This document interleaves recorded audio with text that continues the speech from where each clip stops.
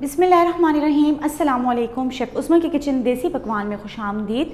आज मैं आपके साथ बकरा ईद के हवाले से बहुत ही ज़बरदस्त स्पेशल निहारी की रेसिपी शेयर करने लगी हूँ, जिसका मसाला हम खुद बनाएंगे और बहुत ही आसान तरीके से और बहुत ही आसान इंग्रेडिएंट्स के साथ मैं आपको बनाना सिखाऊंगी। तो चलिए रेसिपी की तरफ बढ़ते हैं। अगर आप किचन के हेल्पफुल और यूनिक गैजेट्स बाय करना चाहते हैं तो हमारी दराज शॉप इजी किचन को विज़िट करें, जिसका लिंक डिस्क्रिप्शन में मौजूद है। सबसे पहले हम निहारी मसाला रेडी करेंगे, जिसके लिए हमने यहाँ पर कुछ खड़े मसाले लिए हैं। खड़े मसालों में मैंने यहाँ पर 4 अदद दालचीनी के टुकड़े लिए हैं, 3 अदद मैंने यहाँ पर बड़ी इलायची ली है, 1 अदद मैंने यहाँ पर बादियान का फूल लिया है, 3 अदद मैंने यहाँ पर सब्ज़ इलायची ली है और 6 अदद मैंने यहाँ पर लौंग ली है। इन मसालों को हमने ड्राई रोस्ट कर लेना है जब तक कि इनकी मज़ेदार सी खुशबू ना आ जाए, या आप इसको 30 सेकंड के लिए भी कर सकते हैं। हल्की आंच पर हम इसको ड्राई रोस्ट करेंगे। मसालों को जब ड्राई रोस्ट किया जाता है तो उसका जो जायका होता है वो और ज़्यादा इन्हेंस होकर आता है, जो कि निहारी में बहुत ही अच्छा लगता है। 30 सेकंड हो गए हैं। अब हम इसके साथ मज़ीद कुछ मसाले ऐड करेंगे। यहाँ पर हमने लिए है 1 टेबल स्पून सौंफ, 1 टेबल स्पून हमने यहाँ पर सफ़ेद ज़ीरा लिया है और 2 टेबल स्पून हमने यहाँ पर धनिया लिया है। साबित धनिया का हम यहाँ पर इस्तेमाल कर रहे हैं ताकि ये इजीली ड्राई रोस्ट हो जाए। इन तीनों मसालों को हमने बाकी मसालों के साथ ड्राई रोस्ट कर लेना है जब तक कि इसकी मज़ेदार सी खुशबू ना आ जाए। बहुत ही आसान तरीके से आप निहारी मसाला घर में बना सकते हैं। आप इसको सेव भी कर सकते हैं। जितनी मिकदार में आप बनाना चाहते हैं उसी हिसाब से आपने स्पाइसेस की रेशो बढ़ा देनी है। यहाँ पर इसकी ज़बरदस्ती खुशबू आने लगी है। अब हम इसको एक प्लेट में निकाल लेंगे और उसके बाद जब ये ठंडा हो जाएगा तो हम इसको ग्राइंड कर लेंगे।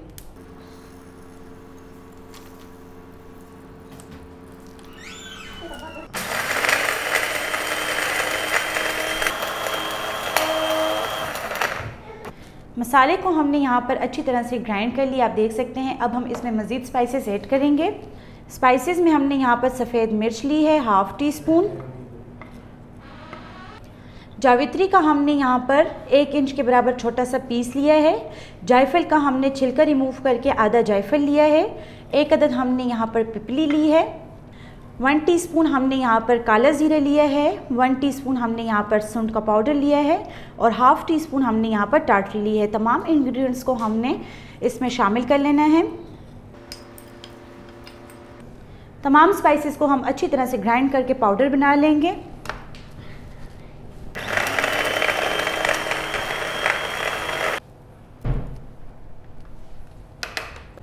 तमाम स्पाइसेस को हमने अच्छी तरह से ग्राइंड कर लिया है। अब हम इसमें कुछ रेगुलर स्पाइसेस ऐड करेंगे, जैसा कि हमने यहाँ पर 1/2 टीस्पून लाल मिर्च का पाउडर लिया है। अच्छा, यहाँ पर मैं आपको एक बात बता दूँ, ये जो मैं मसाला रेडी कर रही हूँ ये 1.5 kg बीफ के लिए है। नमक आप अपने टेस्ट के हिसाब से डाल सकते हैं। मैं यहाँ पर 1/2 टीस्पून नमक ले रही हूँ। अगर आप इसमें नमक डालेंगे तो आप जब निहारी बना रहे होंगे तो उस टाइम आपने नमक की मिकदार को इसके साथ बराबर कर देना है। लास्ट में हम इसमें डालेंगे 1/2 टीस्पून हल्दी। तमाम स्पाइसेस को हमने अच्छी तरह से मिक्स कर लेना है। बहुत ही मज़ेदार निहारी मसाला हमने रेडी कर लिया है। इसकी खुशबू बहुत ही लाजवाब है। अगर आप इसको सेव करना चाहते हैं तो एयर टाइट जार में आप इसको सेव कर सकते हैं। 2 से 3 माह तक इजीली आप इसको इस्तेमाल कर सकते हैं। तो चलिए निहारी बनाना स्टार्ट करते हैं। निहारी को हम प्रेशर कुकर में बना रहे हैं, जो कि आप बहुत कम वक्त में बहुत आसानी के साथ बना सकते हैं। तो चलिए स्टार्ट करते हैं। यहाँ पर लेंगे हम 1/2 कप ऑयल। आप चाहें तो घी या ऑयल का इस्तेमाल कर सकते हैं। अगर आप चर्बी वाला गोश्त यूज़ कर रहे हैं तो आप इसमें ऑयल कम डालिएगा। यहाँ पर हमने 1.5 kg बीफ लिया है। आप देख सकते हैं हमने यहाँ पर मछली का गोश्त यूज़ किया है, जो कि बहुत ही नरम होता है और इसकी निहारी बहुत ही परफेक्ट बनती है। साथ ही हमने यहाँ पर हड्डी का इस्तेमाल भी किया है, जिससे इसकी जो यखनी निकलेगी उसका टेस्ट बहुत ही ज़बरदस्त होगा। गोश्त को हमने ऑयल में शामिल कर लेना है।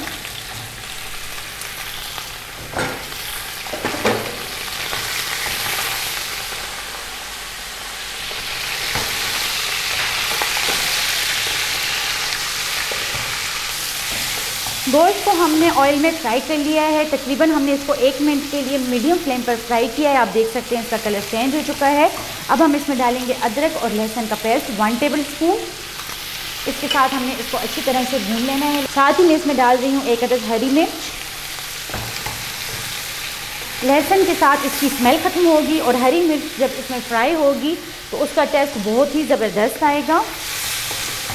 छोटी छोटी टिप्स होती हैं, ट्रिक्स होती हैं जिनको आप फॉलो करेंगे तो जो आप खाना बना रहे होते हैं वो उसका जायका डबल हो जाएगा।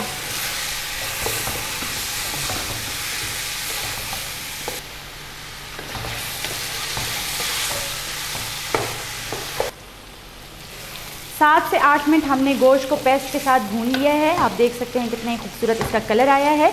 अब हम इसमें डालेंगे 2 अदद प्याज। प्याज को हमने ब्राउन कर लिया है। आप इसको ब्राउन भी कर सकते हैं, आप बाज़ार से रेडीमेड भी ले सकते हैं, आप इसको घर में सेव भी कर सकते हैं। प्याज को डालने के बाद हम इसको अच्छी तरह से भून लेंगे 30 सेकंड के लिए। फ्लेम हमने लो कर ली है। प्याज डालने के बाद अब हम इसमें मसाला डालेंगे जो कि हमने अभी रेडी किया है, नहारी मसाला।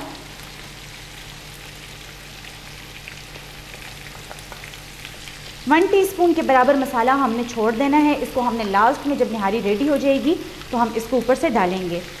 मसाला डालने के बाद हम इसको भूनेंगे, लेकिन फ्लेम हमने यहाँ पर लो कर लेनी है ताकि मसाला जले नहीं। इस तरीके से हमने मसाले को मिक्स कर लेना है। साथ साथ हम इसमें पानी डालेंगे। 1 टीस्पून हम इसमें डालेंगे पानी और इसको हम हल्की आंच पर भून लेंगे। जब इसमें पानी खुश्क हो जाएगा तो हम इसमें दोबारा से 1 टीस्पून पानी डालेंगे। 2 से 3 बार हमने इसमें पानी डालना है और हल्की आंच पर हमने गोश्त को मसाले के साथ भून लेना है।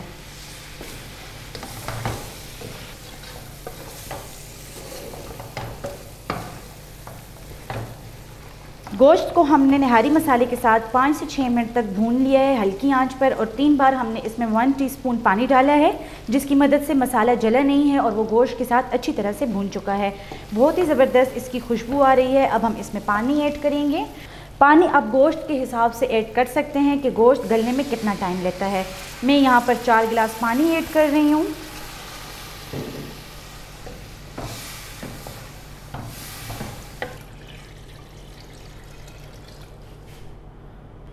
चार गिलास हमने यहाँ पर पानी लिया है। इसमें मैं डालूँगी 1 अदद हरी मिर्च। अब हम इसको कवर करके रख देंगे।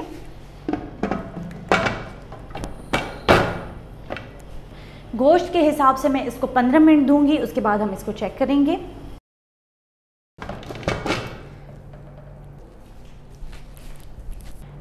गोश्त को हमने यहाँ पर 20 मिनट दिए हैं। जब प्रेशर कुकर का प्रेशर डाउन हो गया है तो हमने इसको खोल लिया है। बहुत ही ज़बरदस्त इसकी खुशबू आ रही है और गोश्त इसमें अच्छी तरह से गल चुका है। ये आप देख सकते हैं, बिल्कुल मक्खन की तरह हमने इसको गला लेना है ताकि इसका टेस्ट बहुत ही अच्छा लगे। अब हम इसके नीचे फ्लेम ऑन करेंगे और नेक्स्ट प्रोसीजर करेंगे। आप चाहें तो निहारी में शोरबा कम या ज़्यादा कर सकते हैं। मैं यहाँ पर इसमें थोड़ा सा पानी डालूँगी, 1 गिलास के बराबर मैं इसमें पानी डालूँगी क्योंकि मुझे निहारी का शोरबा बहुत ही पसंद है, इसलिए मैं इसमें शोरबा ज़्यादा करूँगी।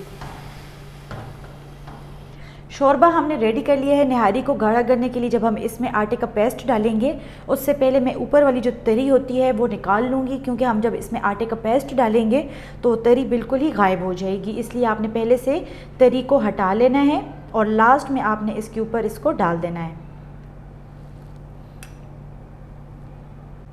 तरी हमने निकाल ली है। फ्लेम हम इसके नीचे ऑन कर लेंगे, इसको गाढ़ा करेंगे।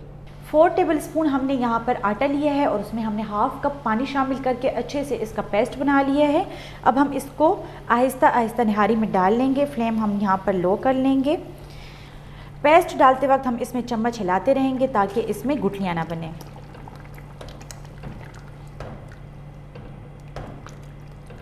निहारी को हमने यहाँ पर गाढ़ा कर लिया है। गाढ़ा करने के बाद हमने इसको 1 मिनट तक बॉईल किया है। अब हम इसके नीचे फ्लेम ऑफ कर लेंगे और जो मसाला हमने स्टार्ट में छोड़ दिया था वो हम इसके ऊपर डाल देंगे इस तरीके से। साथ ही हम डालेंगे यहाँ पर हरा धनिया और अब हम इसको डिश आउट करेंगे।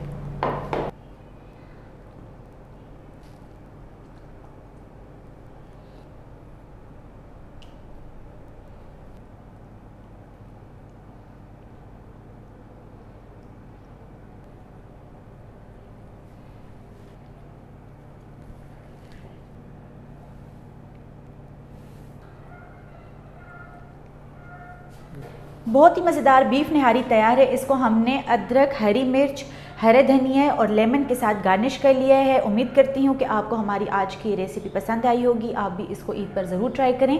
इंशाल्लाह आपको इसका टेस्ट बहुत ही अच्छा लगेगा। मज़ीद हेल्दी और मज़ेदार रेसिपीज़ देखने के लिए हमारे यूट्यूब चैनल को सब्सक्राइब कर लें। फेसबुक पेज को लाइक कर लें और इंस्टाग्राम पर हमें फॉलो करें। तो चलती हूँ, दुआ में याद रखिएगा। इंशाल्लाह फिर मुलाकात होगी आसान, मज़ेदार और हेल्दी रेसिपी के साथ। शुक्रिया, अल्लाह हाफ़िज़।